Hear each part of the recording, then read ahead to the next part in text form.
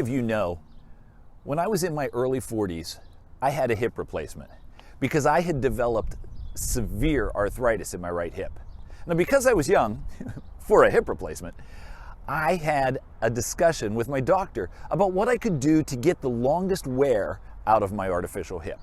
Among other things, he told me that I could stand to lose 20 to 30 pounds. My weight at the time was right around 190. It took me a while to get on board with losing that much weight, but eventually I complied, and I set as a goal weight 160 pounds.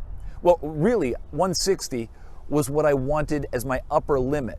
I was trying to maintain between 155 and 160, and I did that for quite a while. I have one of those digital scales, you know, the kind that sends information to an app on your phone, so I could track my weight over time. Around the holidays this past year, I nudged up over 160, but just barely. It wasn't really anything to be concerned about. After all, it was only a pound. But then it happened again and again. And last week, I noticed that I was at 164, not an alarmingly heavy weight, but also not where I had intended to be.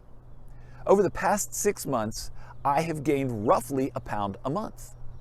It was easy to rationalize. After all, it was just a pound at a time though.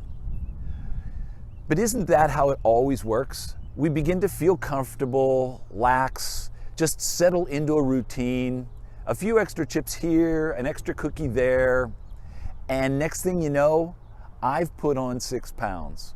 I let my sweet tooth and snacks steal my focus from the goal of a long-term healthy lifestyle, and it shifted to indulging an immediate urge.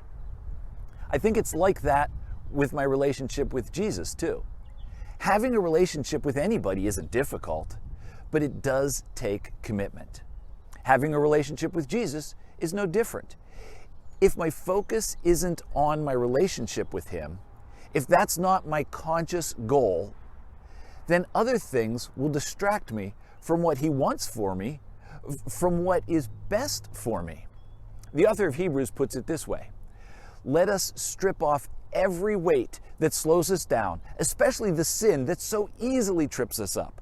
We do this by keeping our eyes on Jesus.